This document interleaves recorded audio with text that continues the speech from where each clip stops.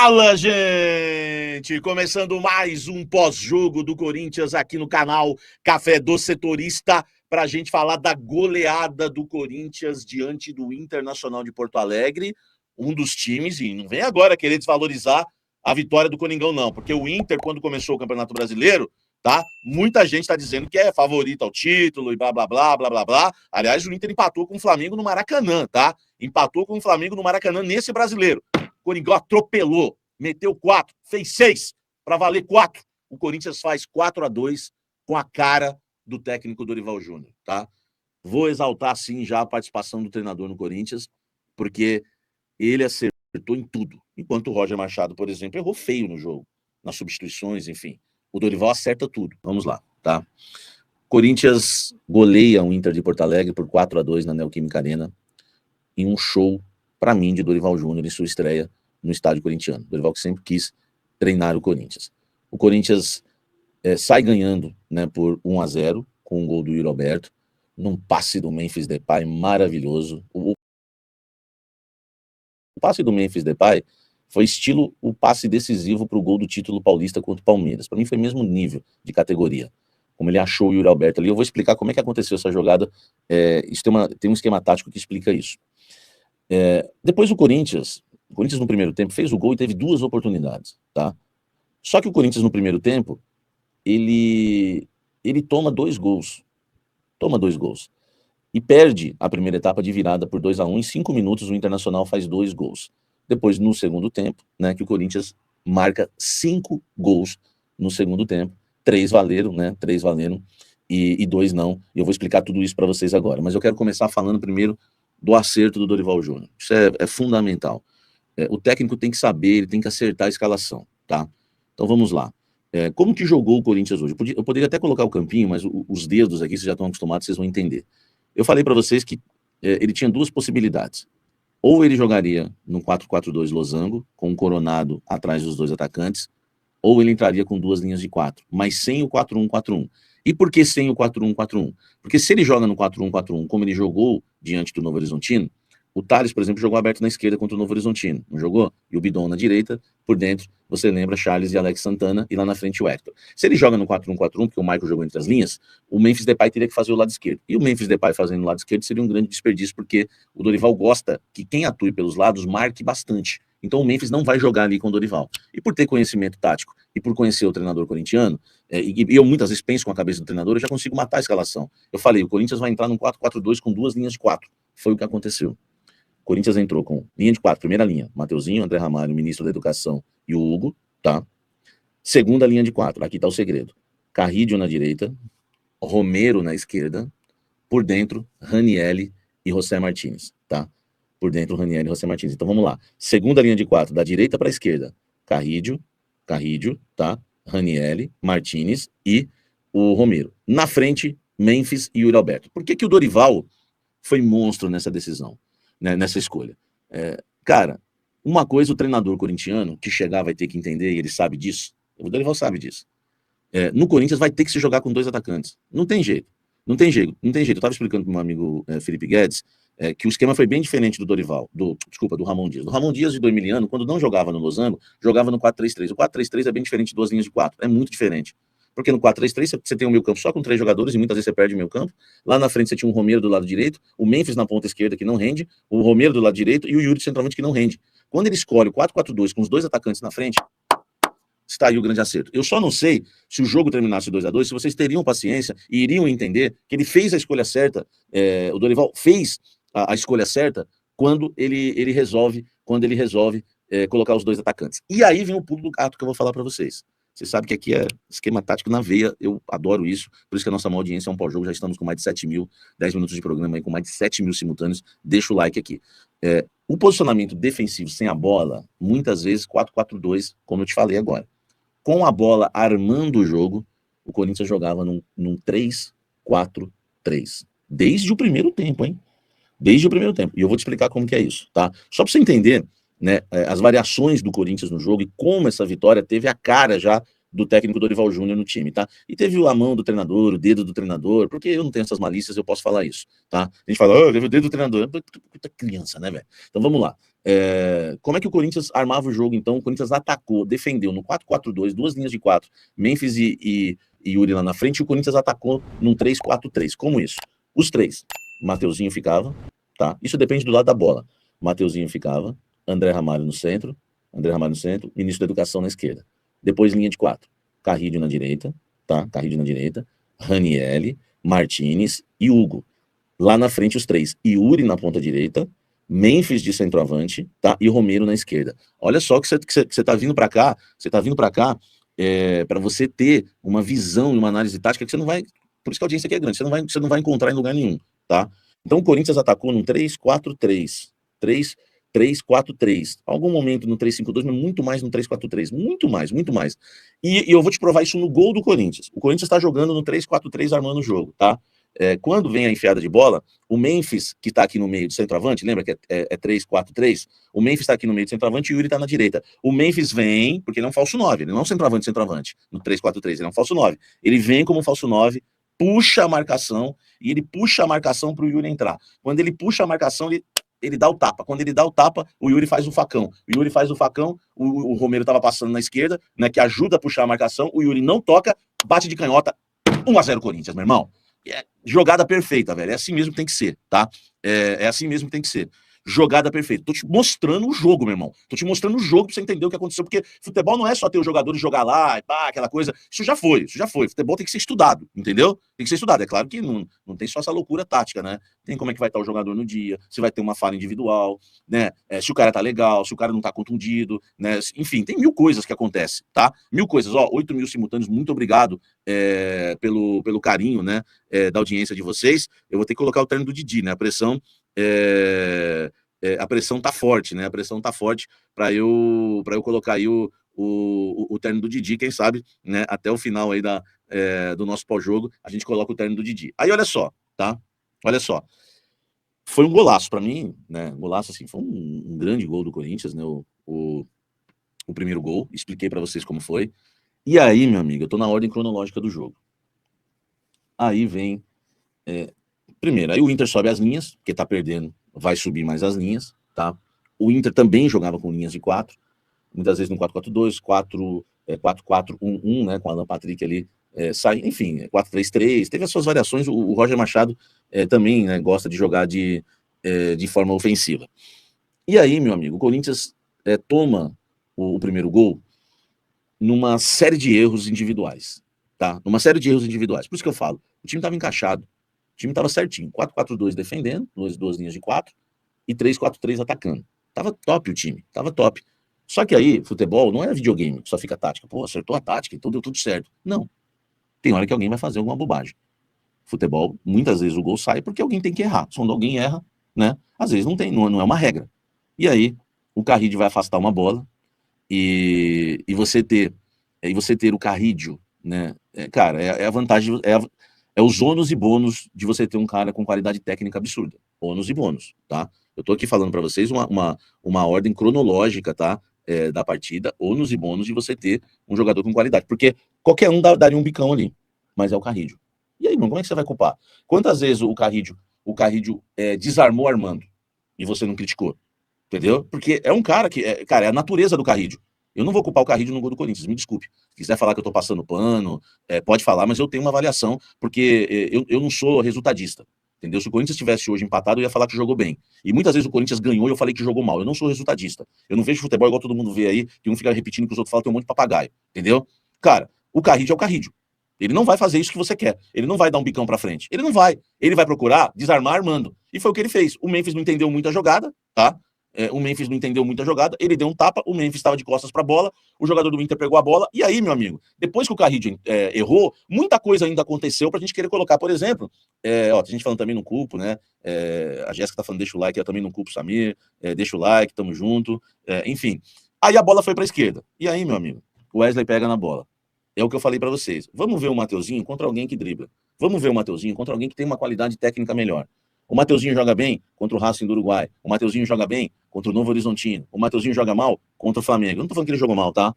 Mas, pô, o Mateuzinho errou feio o tempo da bola no drible. Ficou no chão, velho. Ficou no chão. Eu culparia mais o Mateuzinho do que o próprio Carrídio, que tentou desarmar Armando como ele sempre faz. É a natureza do Carrídio. Só que aí o Mateuzinho toma um drible desconcertante, vem a cobertura, que toma o drible também, de maneira fácil, que é o Ranieri, se eu não me engano, na cobertura, né? E aí o cruzamento, o Hugo falha. Não adianta, o Hugo falhou, tá? E aí, meu amigo, a falha maior é do Hugo. Então, a falha do Hugo, depois do Carrinho de errar o passe, ainda teve o Mateuzinho, né, dando bote errado, para depois ainda o Hugo falhar. Então, o gol do Corinthians teve a falha do Hugo. Eu achei que ele tinha que ter ido, tá? Eu achei que, né, se tiver goleiro aqui, vocês sabem que, olha aqui como eu faço, vocês sabem que eu faço isso faz tempo.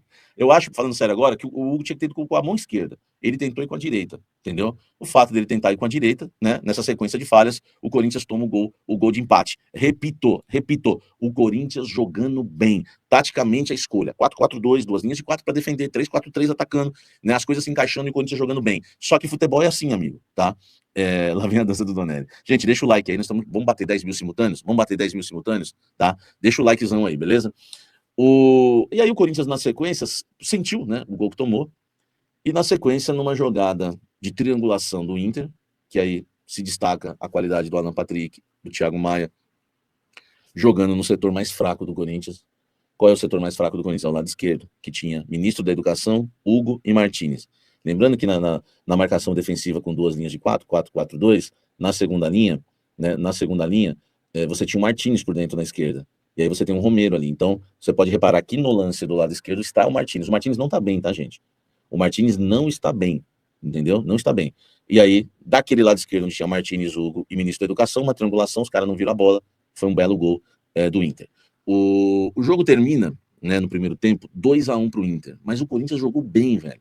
Se você pegar minha análise, eu não sou oportunista, né, velho? Graças a Deus, as coisas estão lá, as coisas estão... Eu tenho provas, né? No Café do Intervalo, que é o nosso canal de WhatsApp, você tem que me seguir, o link tá na descrição. Eu fiz o Café do Intervalo. No meu Instagram, eu fiz o Café do Intervalo. Tá registrado, tá escrito lá. E eu começo dizendo, o Corinthians fez um bom primeiro tempo, né? Acertou no esquema tático, acertou nos ajustes, só que tomou 2 gols de falhas individuais. Então, eu gostei do Corinthians no primeiro tempo. Só que tem uma coisa que a gente vai ter que entender. O Corinthians, no meio do ano, vai ter que contratar, principalmente no sistema defensivo, porque nesses grandes jogos, nessas finais, por exemplo, o Inter e o Corinthians podia ser uma final. Vamos supor que fosse uma final de Copa do Brasil.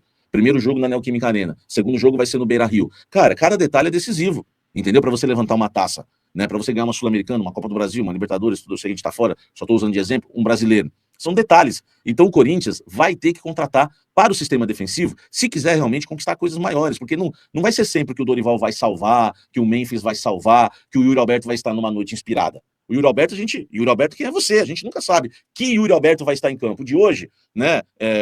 Enfim, é o Yuri Alberto, entendeu? Então a gente não pode. A gente não pode. A gente não pode. Eu culpei o Bidu, né? Ele não tinha nem entrado, é o Hugo. Foi falha na escrita, né? Mas eu sabia que era o Hugo. E a gente tem que valorizar, né, o trabalho de um treinador que está apenas há 2 jogos, uma semana no clube. Nem uma semana, né? Nem uma semana. Vamos para o segundo tempo. Segundo tempo. Eu sempre analiso o jogo. Gente, deixa o like, tá? Vamos bater 10 mil simultâneos. Eu sempre analiso o jogo. Também analisando o adversário. Primeiro eu quero destacar o Roger Machado tirando o Alan Patrick do jogo, tá? Pensando no próximo jogo. E aí, para mim, a Bíblia nunca erra. Há um versículo bíblico que diz: basta cada dia o seu mal. Tem gente que fica, nossa, morre de ansiedade porque tá se preocupando com coisa que é daqui de 6 meses, que é semana que vem, que é depois de amanhã. Calma, vive hoje. E aí o Roger Machado, e eu acredito muito que a falta de sabedoria, eu vejo assessor de imprensa do Corinthians errar, eu vejo dirigente errar, porque falta sabedoria. A sabedoria edificou a casa. O Roger Machado, desculpe, mexe muito mal. Quando ele tira o Alan Patrick já pro segundo tempo, pensando no jogo, ele perde o jogo hoje e pode perder quarta. Então sorte nossa, meu amigo, entendeu? Que do outro lado tem treinador que é meia boca. Roger Machado, anote aí, nunca peça Roger Machado no Corinthians, porque ele nunca tem algo a mais, ele sempre tem algo a menos. Na hora de desempatar, ele tem algo a menos. Então eu tenho que falar isso também, tá?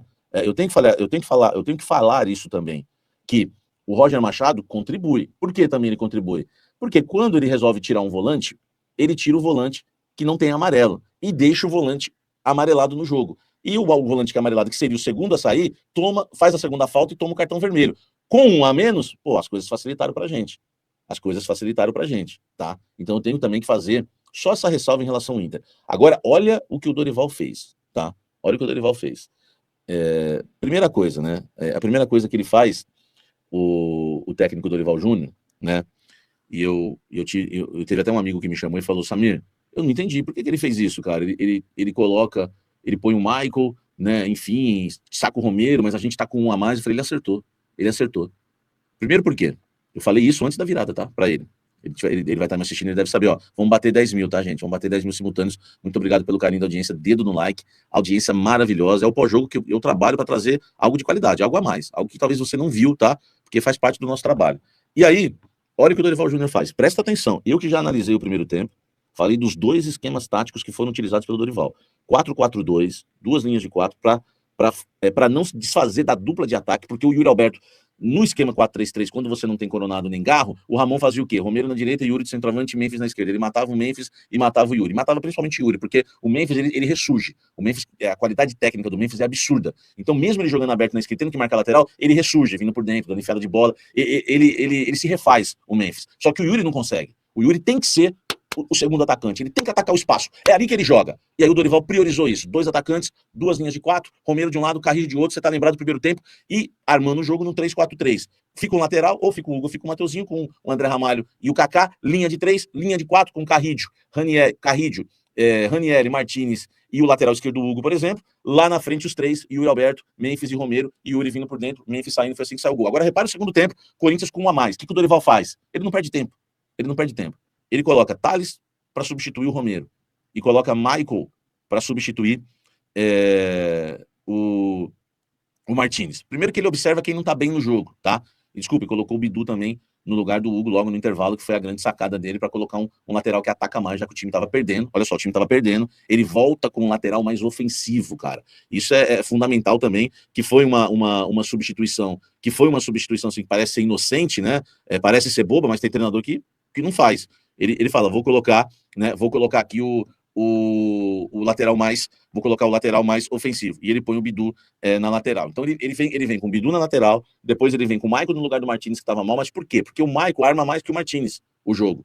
E ele vem com o Thales para dar a profundidade que o Romero já não estava dando mais. E aí, por quê? Porque no primeiro tempo ele tinha um Romero marcando numa segunda linha de 4, no segundo ele queria um atacante, ele põe o Thales, e depois ele vem e mata pau quando ele coloca o Coronado no lugar do Ranieri. E aí, meu irmão, o Corinthians vence o jogo, tá? Vence o jogo, sabe por quê? Acabou a covardia. Você vai ficar bravo com o Dorival em alguns jogos, porque ele vai abrir o time tentando buscar um empate, e vai tomar mais um gol e vai perder. Vai acontecer, futebol, espere, tá? Você vai ficar doido com o Dorival. Quando você vai estar perdendo de 1-0, ele vai abrir, ele vai começar pro atacante, vai começar a buscar um esquema mais ofensivo, ou empata, ou toma um gol no contra-ataque. Isso vai acontecer. Observe hoje, o time perdendo, ele abre, né? E também hoje ele tinha que abrir realmente porque tinha um a mais. Só que ele acerta. Ele faz um 4-2-4, só que o meio-campo dele 4-2-4, só que um dos dois era o Coronado, velho. Você tem noção disso? Hein? Você tem noção disso? Um dos dois era o Coronado. Então, quando ele ficou com linha de 4, tá? Linha de 4, Mateuzinho, Ramalho, ministro da Educação e Bidu, que esse subia, que nem um maluco para ataque, quer dizer, já ficou um na linha ali. Um dos dois, Michael e Coronado, e lá na frente, Carrillo, Yuri, Memphis e Thales. E aí o Corinthians, quando o Bidu subia, o Corinthians ficava num 3-2-5. Você tem noção disso? Você tem noção? 3-2-5. Por quê, meu amigo? Porque o Dorival, se tem uma coisa que ele não é, taticamente, é covarde. Entendeu? Era isso que tinha que fazer. E como o Bidu navegava entre a linha de 5 lá na frente e a segunda linha e a primeira linha, que é por isso que depois o Bidu foi um dos nomes do jogo. Olha o Marrentinho aqui atrás, aqui, ó. O Bidu foi um dos nomes do jogo. Quando o Corinthians estava muito lá em cima, era 3-2-5. O Bidu voltava, aí ficava um 4-3, ficava um 4-3-3, né? Enfim. E o Corinthians ainda tinha, né? Ganhava em ordem numérica do Inter no meio-campo, e lá na frente também tinha 5, por quê? Porque o Inter fazia linha de 5, o Inter jogava no 5-3-1. Então o Dorival mete 5 contra 5 lá e vem com 2 atrás. Meu amigo, sem covardia. Eu já falei para vocês que eu já vi o Dorival tirar zagueiro, colocar volante de zagueiro para pôr mais um atacante, colocar um atacante no lugar de zagueiro. Você entendeu o que eu falei? Eu vou falar até mais devagar agora. O Corinthians jogou no 4-2-4, porque tinha um a menos em campo. Tá? Tinha um a menos em campo. Nesse 4-2-4, tinha um Bidu de lateral esquerdo na primeira linha. Incrivelmente, um dos dois do meio campo era o Coronado e Michael. E lá na frente, 4. Thales e Carrillo pelos lados, e aqui por dentro, Memphis e Yuri. Só que o Bidu saía dessa linha para ir para a última, fazia 5. Então ficava 3, 2, 5. Olha só, quando ele voltava para marcar, ficava 4, 3, 3.